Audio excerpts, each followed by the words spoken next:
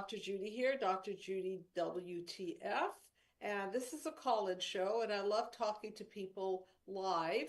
I'll take chat room questions, but I would much, much rather hear from you and have a conversation, which is the best way to really um, get into something that's of value. So today, we're going to dive into challenges and what stands between you and your vision and goals, and what challenges are ahead of you, and meeting them head on, and not letting them detract you from where you want to go.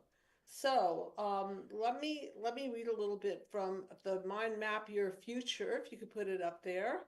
Let us dissect that. And Mind Map Your Future is for those who have healed your childhood wounds for the most part, and have done Be the Cause Mind Map process.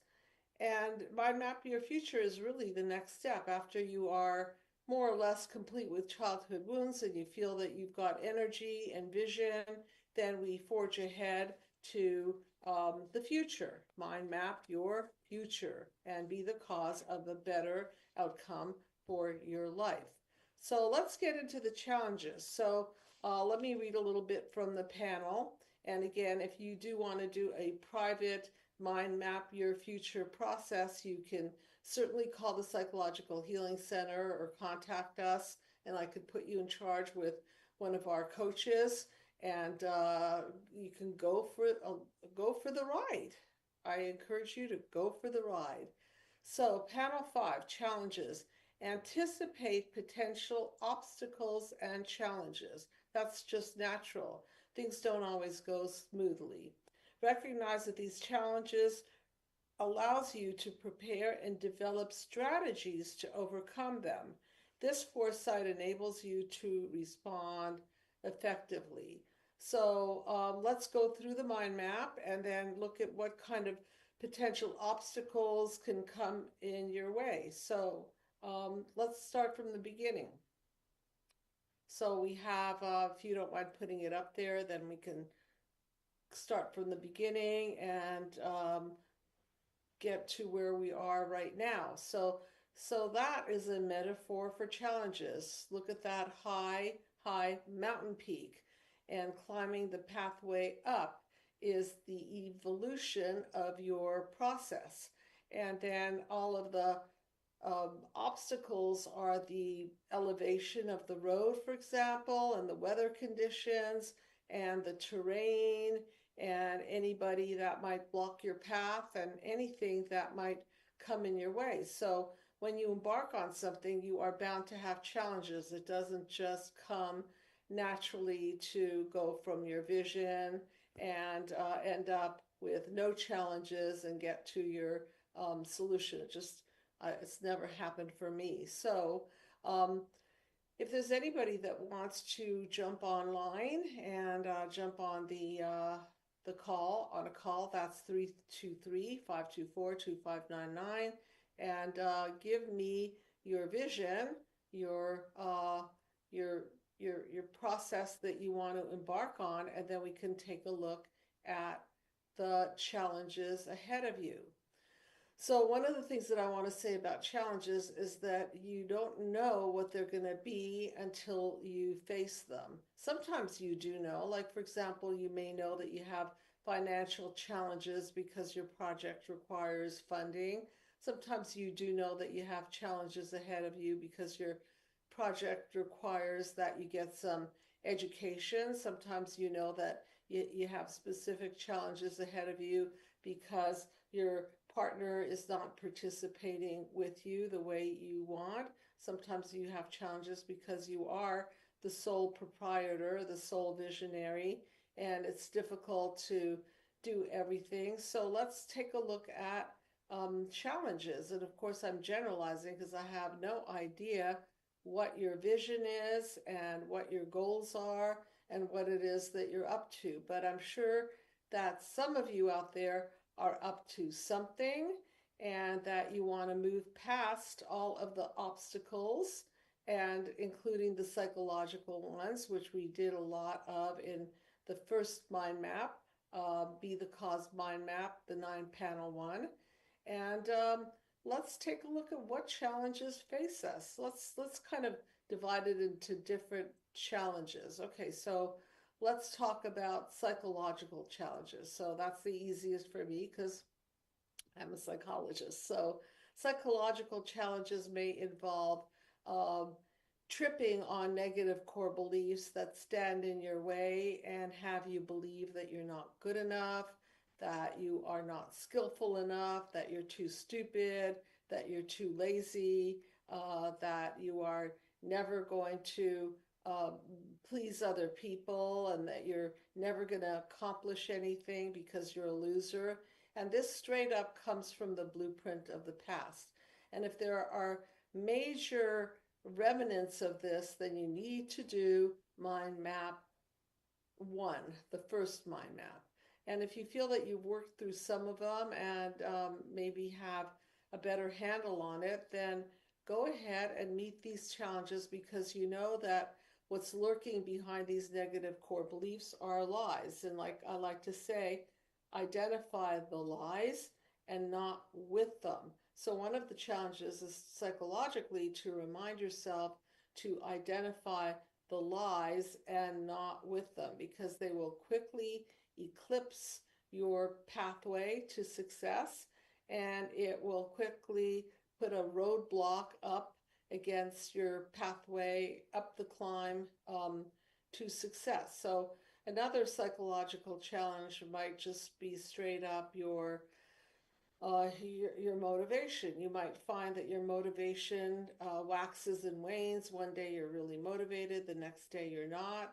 And this is just the nature of who we are. We have energy during certain parts of the day and maybe even certain parts of the week. So one thing we could do is take advantage of the times of day where we feel most energetic and get most of our work done then. And also what I described last time is do not wait until these successes and strengths come to you.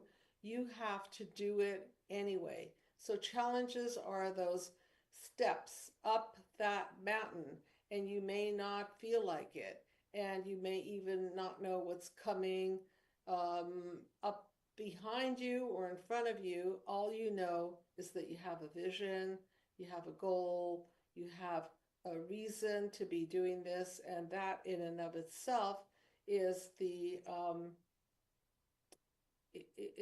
incentive to keep going along this pathway. So now there are other challenges. There are physical challenges, and let's talk about that. Life requires strength.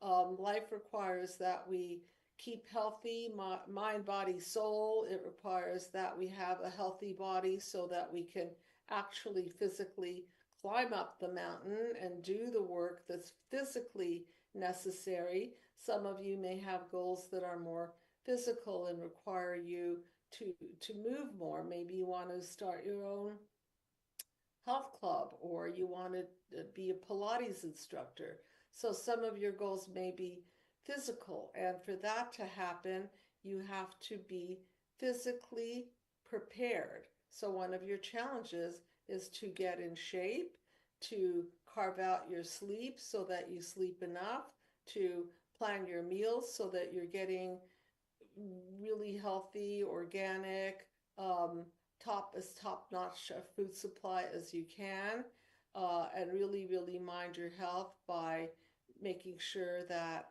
you are in the hands of the right professionals, and they are monitoring your heart, your blood pressure, your all your vitals, your circulation, your liver functioning, your kidney functioning.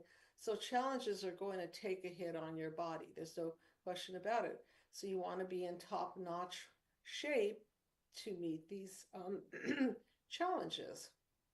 So other physical challenges might simply include a timeline.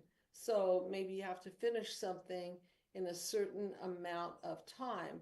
So physically you have to get going, and you've got to get organized, and you've got to get everything in order, sort of like taking a trip. You know, you've got to get the the luggage packed, and you've got to buy your airplane tickets, and you've got to make sure that you get to the airport on time, and you have to make sure that um, you've got everything with you, your passport, ticket, and extra credit card, cash, whatever you're doing.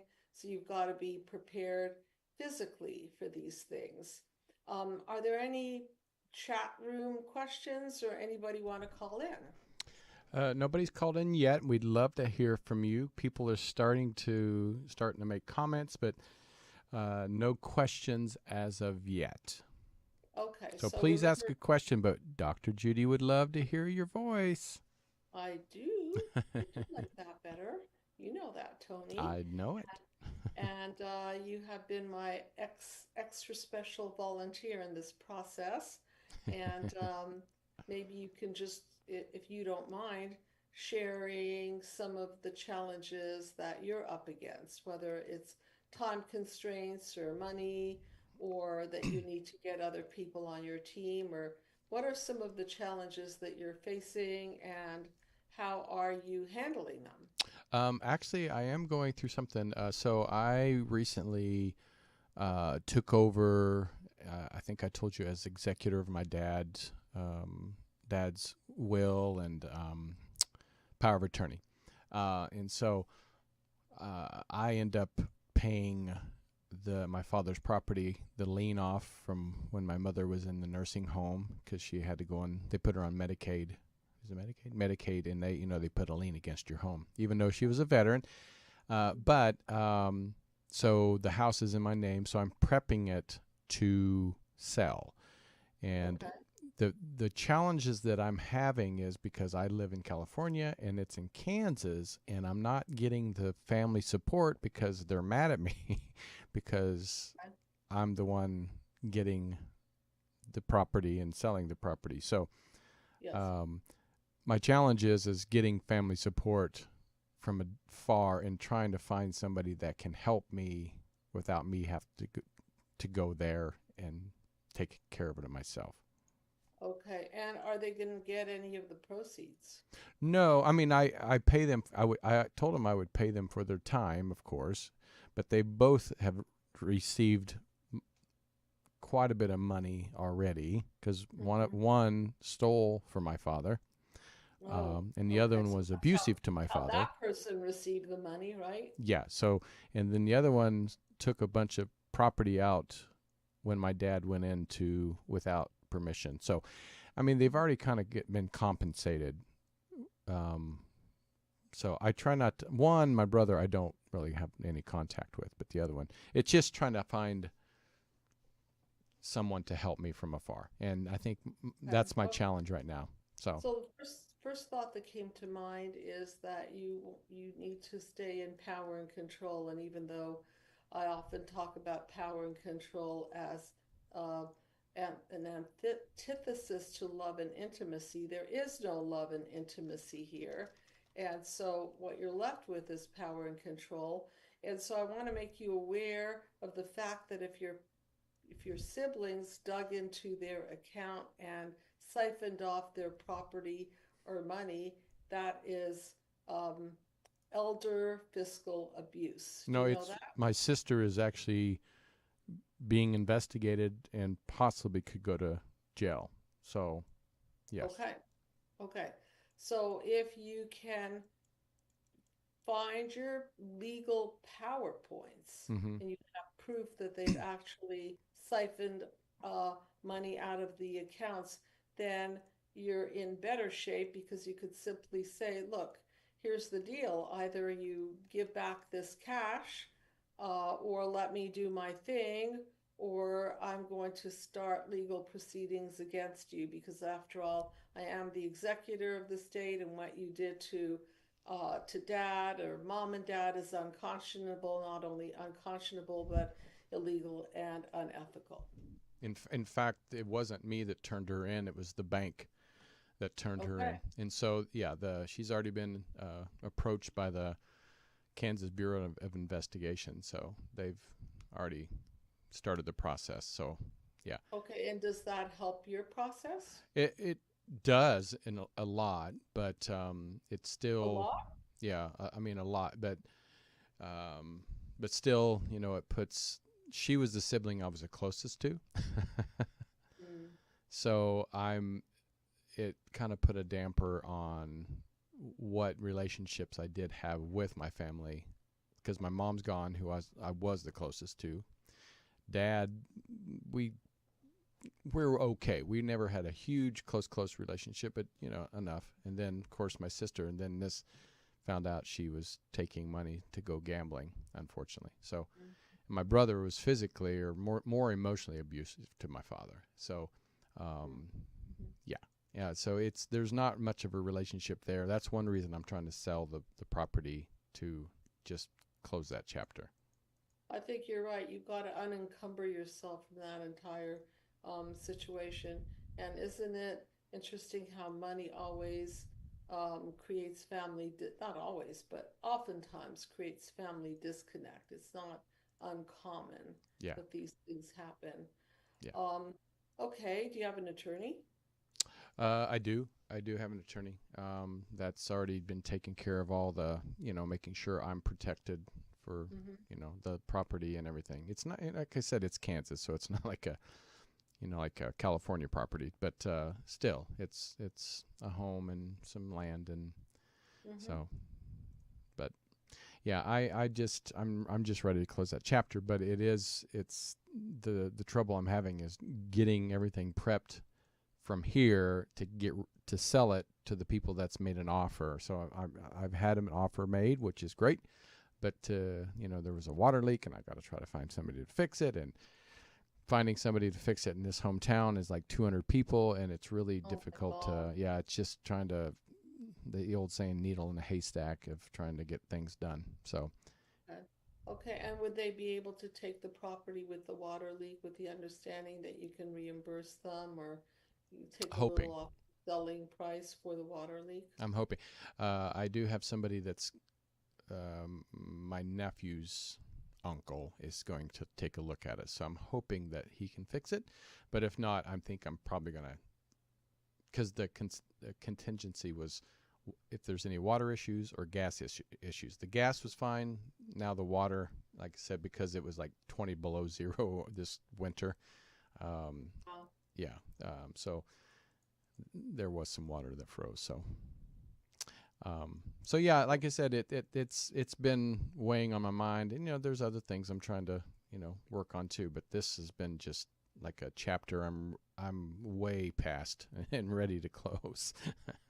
So I know you already are doing this, but I do suggest that when things get that toxic, that you get a third party intervener, a lawyer, a Hmm. mediator, somebody. And I don't think you should be talking to your siblings at this point because it doesn't sound like there's much of a conversation there. It sounds like if you do enter into conversation, they might be defensive. Is that accurate? My brother has told my sister that if the next time I come back, he was going to gut me. So, um, yeah, Hmm. I don't feel safe going back there because my brother is a little nutty, a little crazy. So, I definitely don't feel safe. But I'm going to have to go back to, clean out everything. But I'll probably approach the authorities and let them know. I think that's a great idea. I think you should um, go in there. Is there any gun control laws there? No, no. Everybody owns guns there. So, I yeah, figured. So I would have a sheriff accompany you, a bodyguard, or right. somebody that you think could be a protector of you, because there's no point in having you expose yourself to danger. And he's already made the threat.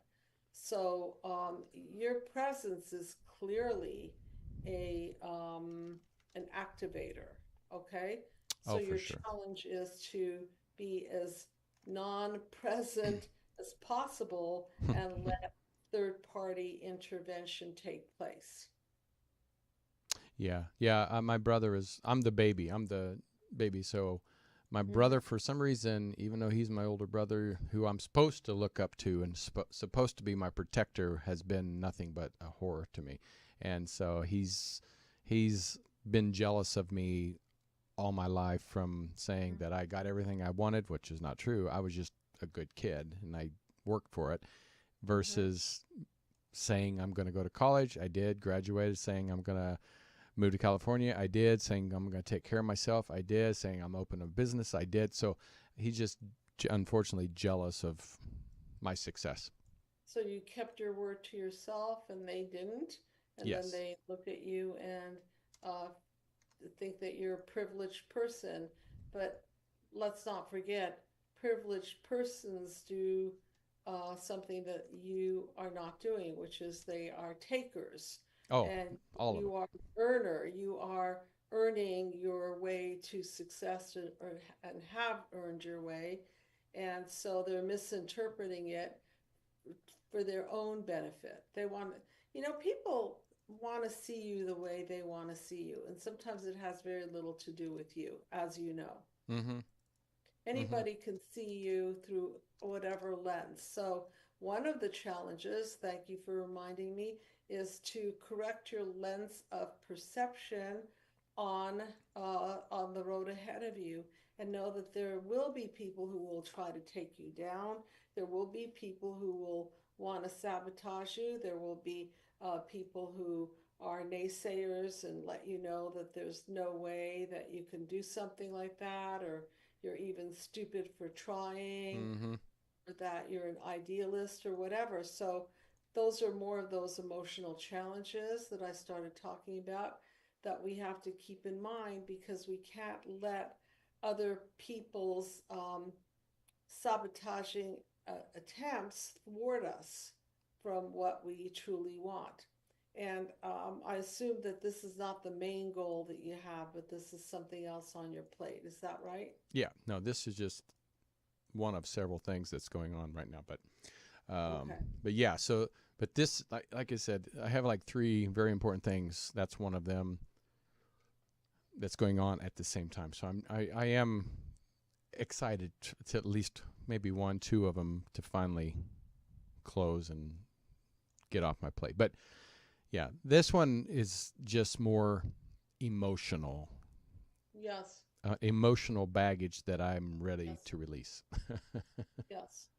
And without revealing your goal, because I know you want to keep it sort of under your vest for now.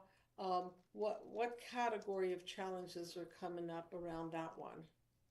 This one here in the granola in my hometown, I mean.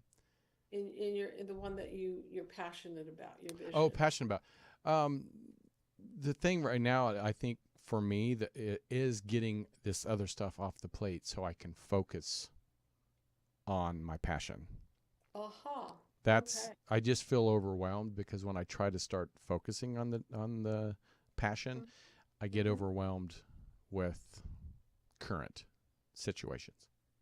And it's so important. There was this book out called Eat the Frog Early, or I don't remember the title, but never even read the book, but the point of the book was to get out of the way unpleasant things to make room for what you really want to do. And so this is just this unpleasant thing. Like I hate it when I go into my office and I see things that have to be attended to and registered, like I've got to renew my driver's license, what a Mm-hmm. pain. I've got to renew my passport, what a pain, all these things. But it's good that you don't let them lie there for too long, because they become kind of like a boulder on your shoulder, Mm-hmm. okay? Right. And then it doesn't allow for you to freely do what you want to do. So that's another thing. Challenges. Don't let procrastination um, eat up your journey. Because if you procrastinate Right. too long, you lose the energy, right? You Yep. lose the incentive, and then you stop climbing the mountain, Mm-hmm. and you get bogged down into all the trivial stuff that needs to be attended to. Yeah, I agree. I agree. Yeah. Yeah. So other challenges that have been coming up, what other categories of challenges are you facing? I'll answer that, but when you do, we have a question in the chat room and we have a caller. But Oh, that's awesome. Okay, so let's take the caller perfect. All right. and then we'll take the question. All right. Okay, Here so you go. thank you so much for calling in. I love conversation, so really appreciate it. Hi, Dr. Judy. Hi. Hello. I was just calling in about your show on overcoming challenges, and I was wanting to get some support in the challenge of a mature marriage. How do we go into it to kind of preemptively avoid the conflicts that will come up with adult children and grandchildren? And because I do have an expectation of that my husband will have my back, but he has adult children already. So I'm just wondering, how do I navigate this? Okay, so what's your circumstance? Could you just describe? You have a husband, yes? Well, I'm dating somebody and I would agree to marriage. We're both conservative Jews. His daughter is very Orthodox. I'm concerned that it won't be a happy place for me if I don't have some assurance that I'm going to be treated respectfully and with kindness. Okay, are you the person that called in a week or two ago? Yes, I am. So you have somebody that I've read. Yes, I have, and we've been discussing the possibility of a marriage without courtship. We've known each other for decades. Just going into an arranged marriage. Yes. Oh my goodness. Okay, so since we've spoken, you found somebody that Mm-hmm. you're willing to take seriously, yes? Yes, I have taken him seriously for years, except now I'm open to the possibility that this could be God's will, actually. Now, this week we've been discussing it, that this perhaps has been God's will, and we're ready to address this concern that's always been there from my part. Is he concerned about it? No, I am. He's not concerned about it? No, he's not. Okay. So is your concern that his son won't think that you're religious enough for the family, or what is it? Yes, his daughter, and she has a lovely husband and many children, and they're grown now. So but yeah, I would think they would have a problem with my not being Orthodox, and also the fact that their mother was amazing. I knew their mother. She was an amazing woman. She passed like 30 years ago. Okay. Okay, so he's got a daughter and a son, yes? Yes. And they're both Orthodox. The son is conservative like daddy, but the daughter, who he's very close to, is Orthodox, very Orthodox. And what do you think, what can happen? What's your worst fear? My concern is that I've had a number of friends over the years, when they become widowed and remarried, sometimes they're treated terribly. And the husband is not showing up because he feels for his children, right? He feels for them. They don't really want this other marriage, I've seen it so often in second marriages that yes, it's true that could happen. But being that I am Jewish, I know a little bit about the Jewish religion, and I know enough Orthodox people in my family to know some of the laws. And one of the things that the Torah talks about is how important it is to put your spouse first. So the main thing that you have to know is that your husband has your back. Yeah, I do. And I'm just not sure that I see that right now. Okay, so you have to have a discussion with him and make sure that he's going to have your back. That doesn't mean that he throws his children under the bus, but that does mean, Oh, no. Oh, God. right, Come but on. that does mean that he's going to have to require his children to have a certain level of respect for you. And if you don't fit the exact mold of their lifestyle, then they're going to happen. Either you're not going to see each other as much as you'd like. Are they flat out saying that you're not welcome, or what is their position on? No, not at all. It's me. They're lovely children, and they're parented very, very well. It's me. I'm concerned because I've heard it so often, and I don't mean, actually, I haven't heard it in Judaism. I heard it more from my Christian friends. And Like, you put your spouse yeah, first. You put, whether it's your first spouse or your second spouse, it doesn't matter. The person you are married to, they are your sole person. They're your other half. And your obligation is to make sure that you protect them and at the same time respect your children. So, sometimes it looks like just a firm boundary of, okay, we see differently here. And, because we see differently, we're going to do things a little bit differently, but we're still going to keep the peace, and the family might shift around a little bit, but you still keep the peace. I think there is a shifting period that one needs to expect. I've been holding out, trying to find the ideal situation. It doesn't exist, it doesn't. So I've been willing to be open-minded and rethink, this man that I do love and I know and I respect. And it's a slightly formidable situation because he is from a powerful family. In an ideal world, it's nice if you're in, your future daughter-in-law or stepdaughter-in-law or son-in-law takes an interest in you and makes the pathway less challenging for your father, for their father, because if they truly love their father, they want life to be as sweet as possible for him, right? Yes, they love him. He's a mensch, and they are lovely children. I just think that I don't know why they're a little bit standoffish. Well, okay, think about it from their perspective. You're not their mother, right? And now No, and she was amazing.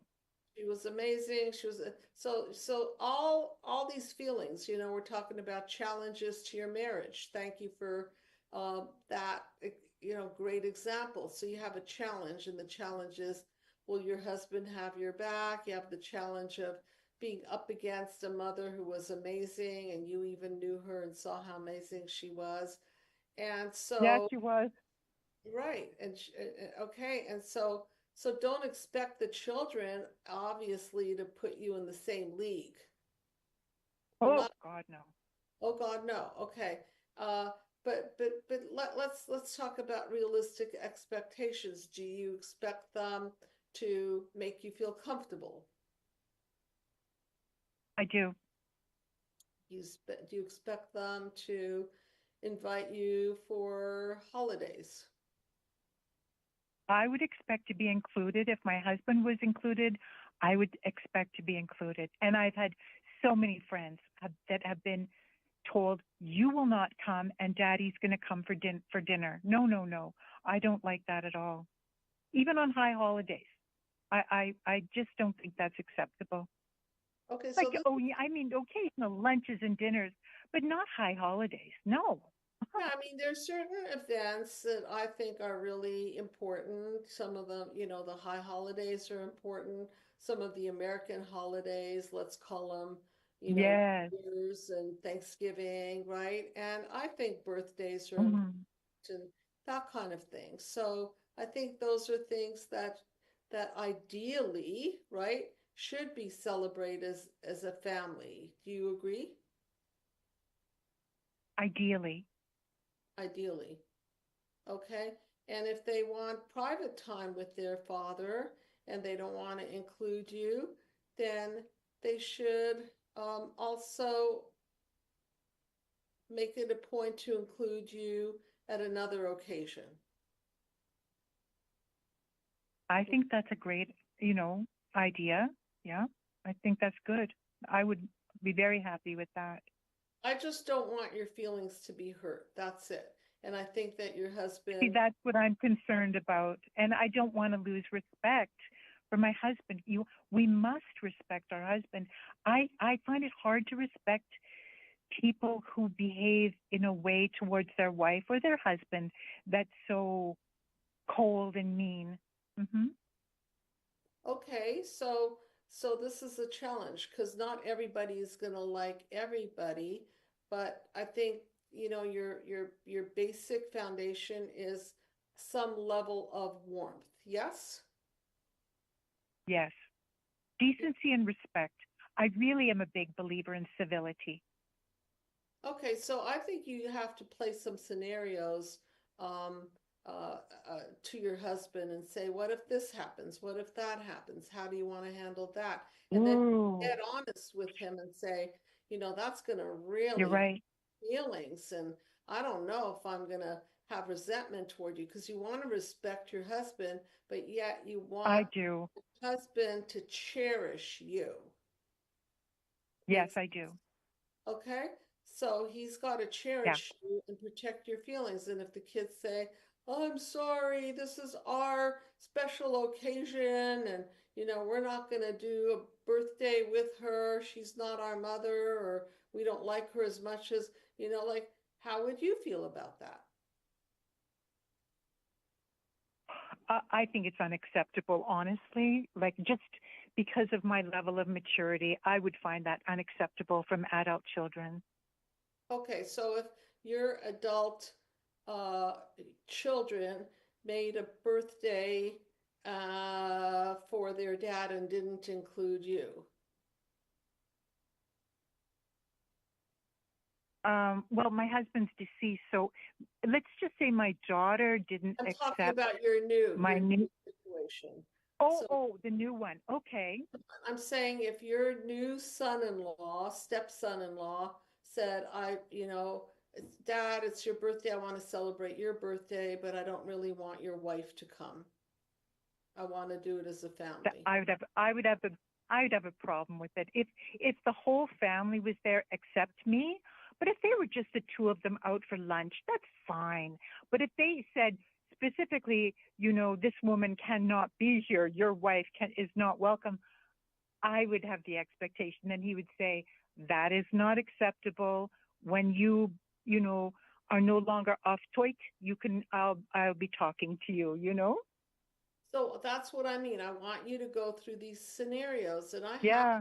to, as a I'm human, I happen to agree that if there's a family event, you are now the spouse, okay? And that's it. Yeah. you are family, and you need to be treated as such. And family does not exclude family. That's my Yes. philosophy, okay? Yes. Yeah.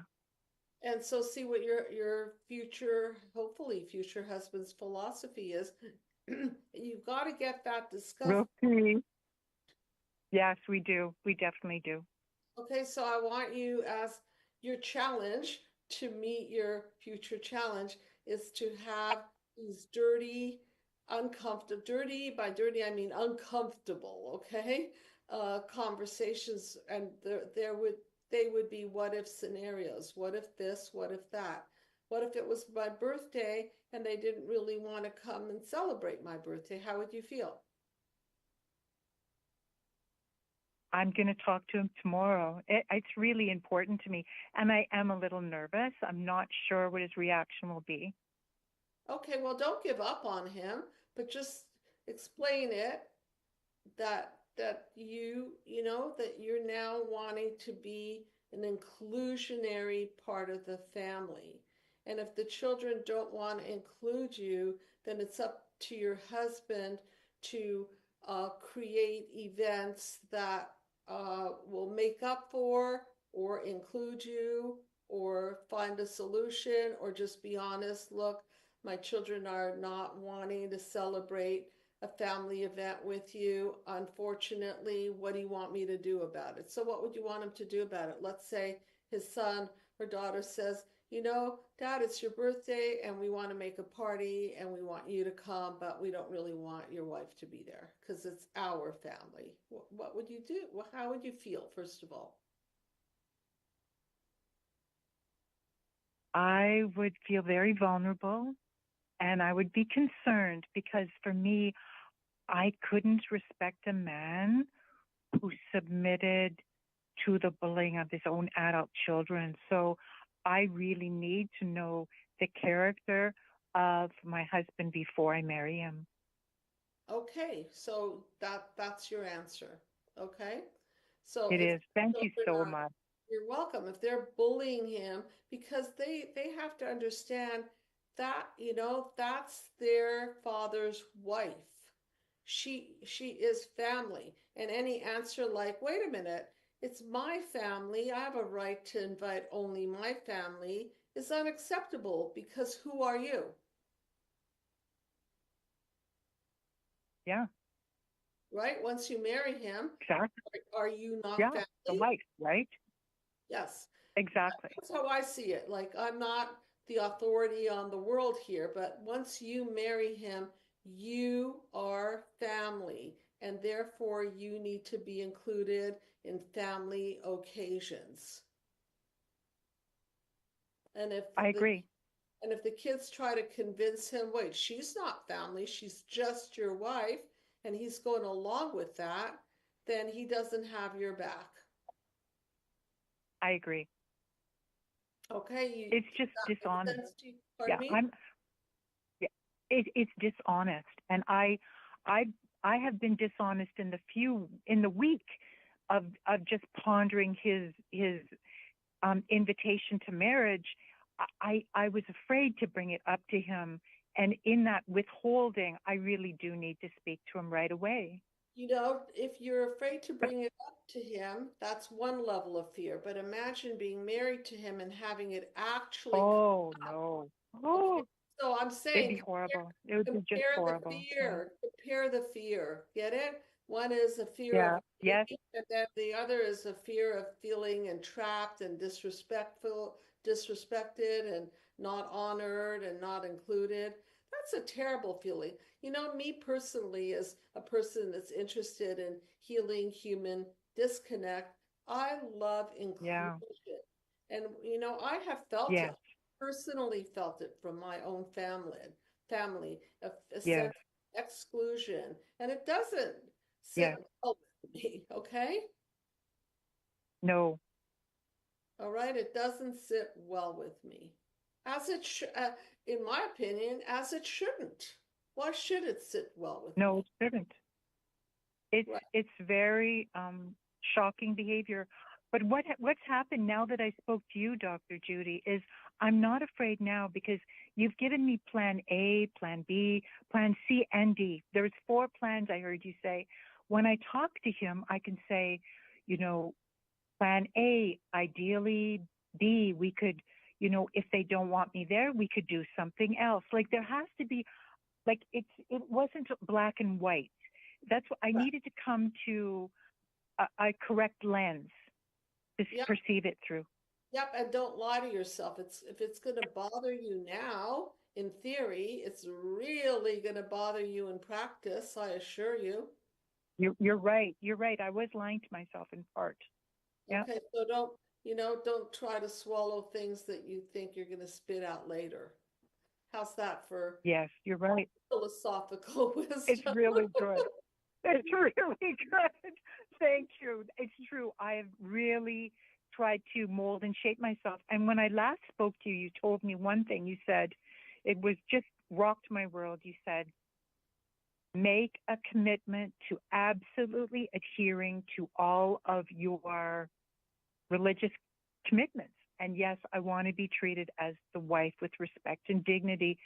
And that I knew then I would have to discuss this, Yeah, and I'm a firm believer that once you enter a family, then it's not you against the family, it's you are family. Does that make sense? Don't draw that Yes, distinction. I wonder if there's something I could be reading on the very subject of entering into a family system, because I'm entering into a long set family system, you know? Yes, and they may be not skilled at including you, but then that's your husband's job. It's the person's job who you're most connected to make the I path know, but that men aren't good connection. at it. Okay? Men The are so person not good that, at this. whether it's your son, your daughter, your husband, your wife, it's the person that you're connected to say to their children or to say to their spouse or to say to whoever's in the family, looky here, I'm sorry, this is my wife, this is my husband, this is my mother, this is my father. I'm sorry, we're not drawing a line between your family and my family. We're all family. Wow. I hope he is just that kind of a king that can stand in integrity and alignment, you know? I guess more will be revealed. More will be revealed. I don't And know. if you can't, I'm Yeah, going to make a yeah. suggestion. If you can't navigate it in a conversation, feel free to call me and maybe we can have one session where we clarify the rules and the roles and the expectations and the boundaries within the marriage that you're going to enter, kind of like a premarital consultation. That's a wonderful idea. That is a wonderful idea. I So, love and that. I happen to be Thank Jewish, you. I happen to know a lot about the Jewish religion, so that might It's be so rich and so good, and it's so important, you know? I that's that he will love that too. I know he will. okay. So it is a challenge. Don't let the challenge blow apart your future relationship, but just know that you're gonna so here, this is the takeaway to everybody who can't exactly relate to what this conversation was, because this is specific. When you meet a challenge, make sure that you see what's coming down the road in the future and make sure you have a plan in place for it. Okay? So whether it be a marriage and children or a future partnership in a business or anything, right? You have to kind of conjure up the things that could stand in your way and ruin it.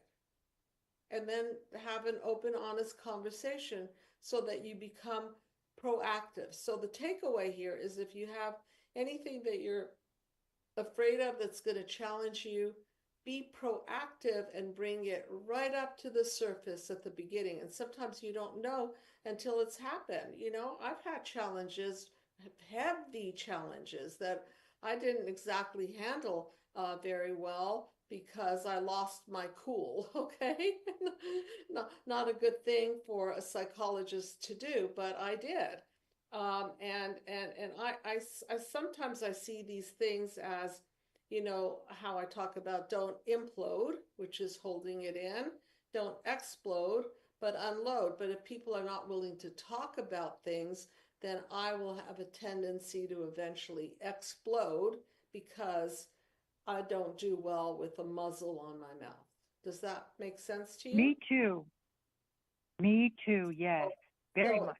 if you have family members that are not willing to talk, then unfortunately you have to just get along with them and be cordial, and that'll have to be good enough because after all, uh, there are other important relationships and ties at stake here, and sometimes you just have to do your best and be cordial. Thank you. I can do this. I really needed this help. And now everything is quite clear and organized in my mind, what I need to do. Thank you, Dr. You're Judy. so welcome, and I'm so happy for you. So since the last time Thank we you, me both too. found somebody I'm that, so happy. Yeah, I'm delighted for you. Congratulations. yes, You're thank up in you. Canada, Thank aren't you. you? Aren't you up in Canada? Yes, yes, yes. We would be moving to Toronto if we do decide to marry. Yes, Oh my goodness. And where are you now? I'm in the Manitoba area. Oh my goodness. Okay. So, and you're okay with moving and all that? I don't love Toronto, but I do love this man. So again, that's something else we'd have to discuss. So geez, this is my last word for now on the matter. If you're willing to move all the way to Toronto, then he better put the red carpet out and include that Oh, thank it's gonna you. be You're part of right. the red Actually, you're carpet right. service and be very, very happy that he has a woman who adores him and is going to take care of him, and you're going to take care of each other, and that deserves all the honor and respect in the world. Okay? Thank you so much. Thank you, Dr. Judy. You're welcome, and congratulations. I truly hope that this works out, and do open your mouth big time. Okay? I will. Bless you. Thank you. You're welcome. Take care. Okay, so audience, even though this particular challenge may not exactly apply to you, you could see that you have to be proactive. If you think something's going to go wrong, open your mouth and have the conversation. And by the way, you can use my Peaceful Healing Dialogue, which is in my book, and that you can get on Amazon.com, or you can download it from my website. You can have the PDF version, but I think it's always nice to have the actual book in your hand, and then you can outline it and put little circles under words that you want to remember, and so on and so forth. And I know we had a question in the chat room. Yes? Yeah, it's very similar, but I'll ask it here. It says, what if one of your challenges is a partner that you live with, whether he doesn't bring up my negative core beliefs, but there's a lot of criticizing? So wait, let me wrap my head around this. So there's a partner, you live with a partner, right? And he's very critical, Very critical. Says but doesn't doesn't he doesn't bring up exactly. my negative core beliefs, but there's a lot of criticism. Okay, so it's good that he doesn't bring up your negative core beliefs, because maybe you've healed them and you're not buying into the criticism, which would make it easier for you to set boundaries and just say, knock it off.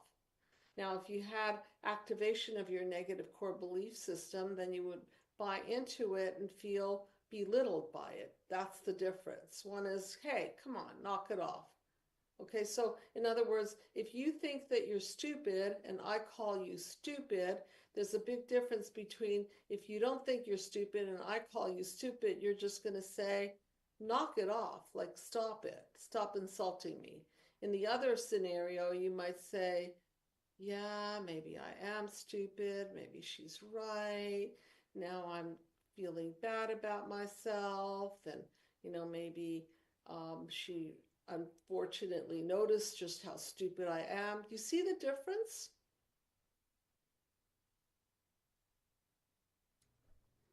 You there? Oh, I'm here. No, yes, I thought you were just saying, do you see the difference? Yeah, Yes, yeah, I see the difference for sure. see the difference. So there's nothing wrong with saying to your partner, look, when you say that, it's a real disconnect. I don't know why you need to do that. If there's something that you don't like, why don't you just tell me and we can discuss it like two grown people? And if there's something that I have to self-correct on, or we have to shift something in the relationship, I'm totally willing to do it, but I'm not going to respond to criticism and change just because you're criticizing me. It's not a good way. I totally agree with that, Dr. Judy. I totally agree with that. Right, because criticism only pushes people into panel 5. And if you put up my original mind map, panel 5 is defense mechanisms.